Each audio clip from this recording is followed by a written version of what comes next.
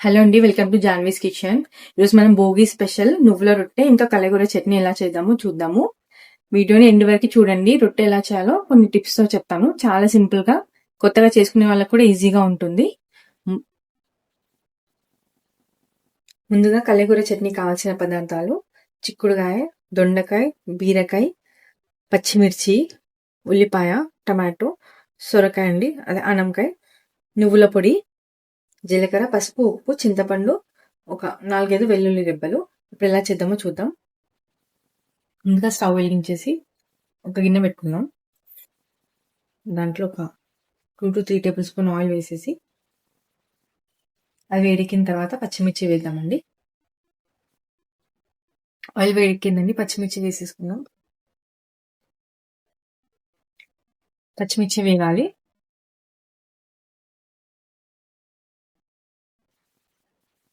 పచ్చిమిర్చి వేగిపోయిందండి. ఒక 3 మినిట్స్ అయితే ఇప్పుడు దీన్ని ఒక గిన్నెలో తీసేసుకుందాం మనం.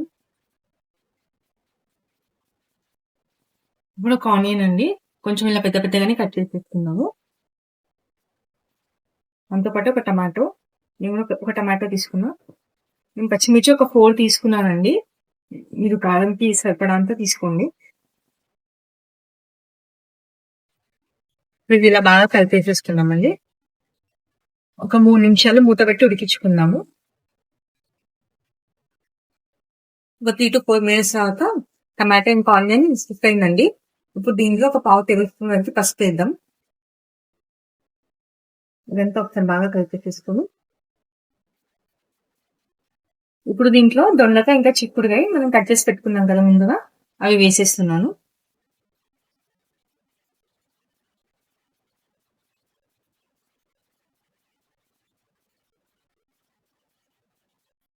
అంతా బాగా కలపాలండి. అన్ని ఒకేసారి వేయడం లేదు, ఎందుకంటే బీరకాయ ఇంకా సొరకాయ కొంచెం ఫాస్ట్ గా కుక్ అవుతుంది. ఇది దొండకాయ అనేది టైం పడుతుంది కదా, అందుకని నేను ఫస్ట్ వేసేసాను. ఒక 5 మినిట్స్ మూత పెట్టేసుకుందాం. 5 మినిట్స్ తర్వాత దొండకాయ ఇంకా చిక్కుడుకాయ ఒక 50% అట్లా కుక్ అయిపోయిందండి. ఇప్పుడు దీంట్లో మనము బీరకాయ వేసుకుందాం, ఇంకా సొరకాయ 2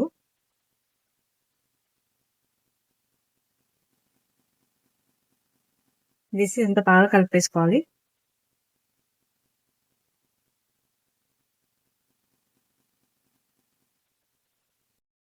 ఇప్పుడు ఒక టేబుల్ స్పూన్ అంత వాటర్ వేసుకుందామండి, సరిపోతుంది. ఇప్పుడు ఇది 5-10 నిమిషాల వరకు ఉడికిద్దామండి. మధ్య మధ్యలో కలుపుతూ ఉడికించండి. మీకు ఇట్లా ముక్క అనేది ఇట్లా సాఫ్ట్ గా అయిపోతుంది కదా, ఇలా అన్నప్పుడు అప్పటి వరకు ఉడికించుకుందాం. మూత పెట్టేసుకుందాం. ఇప్పుడు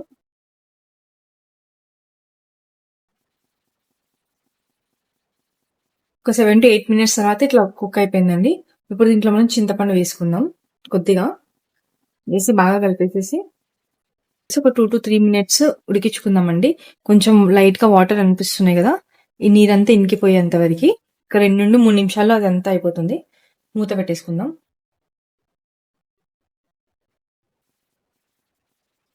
2 నిమిషాల తర్వాత ఉడికిపోయిందండి. చూడండి, వాటర్ మొత్తం ఇంకిపోయాయి, ఏం లేవు. ఇప్పుడు స్టవ్ ఆఫ్ చేసేసుకుందాం.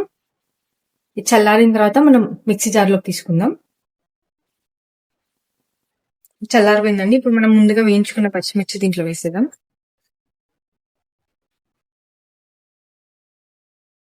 ఇప్పుడు దీంట్లో ఒక టేబుల్ స్పూన్ వరకు జీలకర్ర,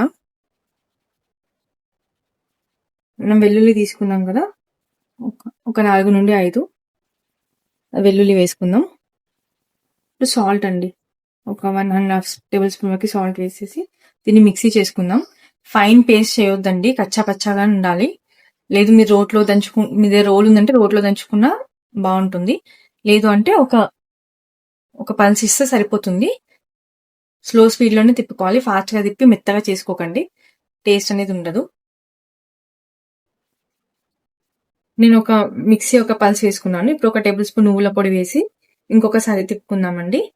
ఎక్కువ పేస్ట్ లాగా చేసుకోకండి, ఇలా కచ్చాపచ్చగా గ్రైండ్ చేసుకుంటే సరిపోతుంది. ఇప్పుడు దీన్ని ఒక ప్లేట్లోకి తీసుకుందాం. ఇంతే అండి, ఎంతో టేస్టీగా ఉండే కలగూర పచ్చడి అయితే రెడీ అయిపోయింది. ఇప్పుడు మనం జొన్న రొట్టె ఎలా చేద్దామో చూద్దాము. ఒక గిన్నె తీసుకుని దాంట్లో ఒక గ్లాస్ వాటర్ పోసుకుందాం. వాటర్ బాగా బాయిల్ అవ్వాలండి, మరిగించుకోవాలి. ఇప్పుడు ఒక మిక్సింగ్ బౌల్ తీసుకొని దాంట్లో జొన్న పిండి వేసుకుందాం. నేను ఒక 3 రొట్టెలకి సరిపడా పిండి తీసుకుంటున్నాను.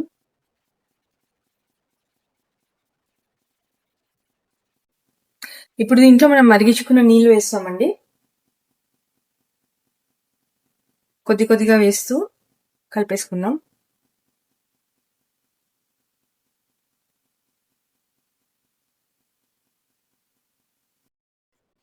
నీళ్ళు పోసుకున్నాం కదా, ఇలా పొడి పొడిగానే తడుపుకోవాలండి వేడి నీళ్ళతో.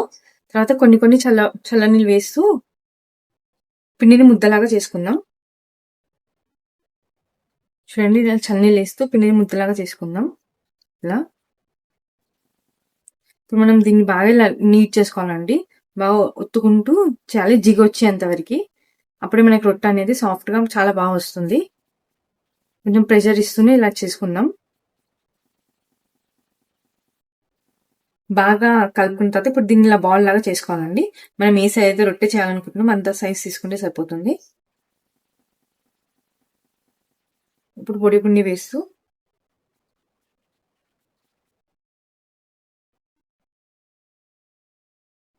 ఇలా చేసుకోవడం వల్ల రొట్టె అనేది విచ్చుకోకుండా వస్తుంది.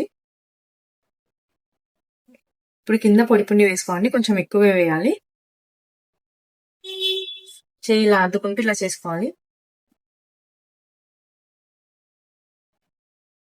ఇలాగే నెమ్మదిగా నొక్కుంటూ రొట్టె మొత్తం చేసుకుందాం.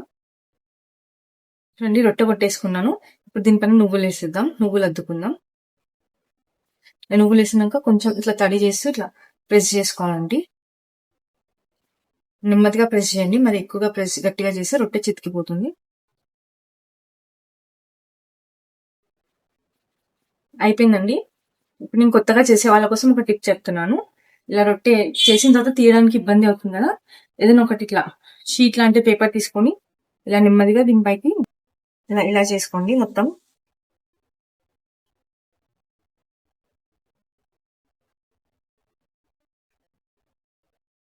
ఇప్పుడు నేను రొట్టె మొత్తం పేపర్ పైకి అనుకున్నానండి.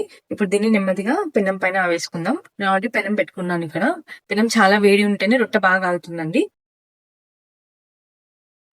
ఇలా పెనం మీదకి మెల్లిగా వేసుకుందామండి. చూడండి, ఇలా ఈజీగా రొట్టె అనేది మొత్తం వచ్చేస్తుంది. ఇక్కడ చిన్నగకుండా విరగకుండా. కొత్తగా చేసేవాళ్ళు ఈ టిప్ ఫాలో అవ్వండి, చాలా యూస్ఫుల్ గా ఉంటుంది. తర్వాత ఇప్పుడు కొంచెం వాటర్ అద్దుకోవాలండి రొట్టెకి.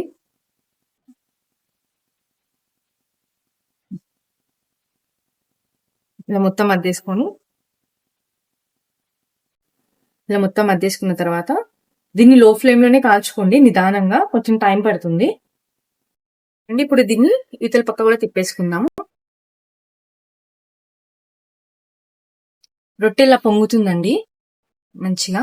దీన్ని కూడా ఇలా కొంచెం కొంచెం ప్రెస్ చేసుకుంటా కాల్చుకోండి, అప్పుడే రొట్టె అంతా బాగా కాలుతుంది. రొట్టె చూడండి ఇలా బాగా పొంగింది. ఇప్పుడు దీన్ని ఇలా తిప్పేసుకుందాం ఇతల వైపుకి.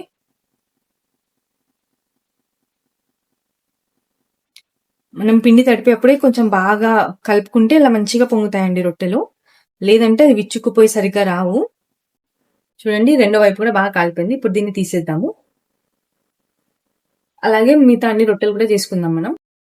అంతే అండి, చాలా సింపుల్ గా మన భోగి స్పెషల్ అయితే రెడీ అయిపోయింది. నువ్వుల రొట్టె ఇంకా కల్లెకూర చట్నీ. దీన్ని పచ్చి ఆనియన్ తో తింటే కానీ చాలా బాగుంటుంది. మీరు కూడా ఈ పండగకి ట్రై చేసి ఎలా వచ్చిందో మనకి కమెంట్ చేయండి. మీకు కనుక ఈ వీడియో నచ్చినట్టయితే మన వీడియోని లైక్ అండ్ షేర్ చేయండి. అలాగే మన ఛానల్ని సబ్స్క్రైబ్ చేసుకోండి. Thank you for watching.